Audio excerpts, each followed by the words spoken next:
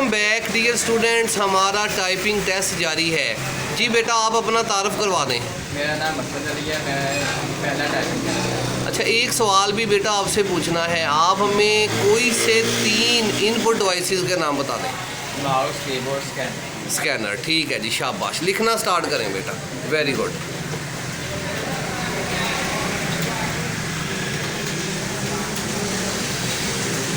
शाबाश, normal board है ये, फटाफट ख़त्म हो जाएगा।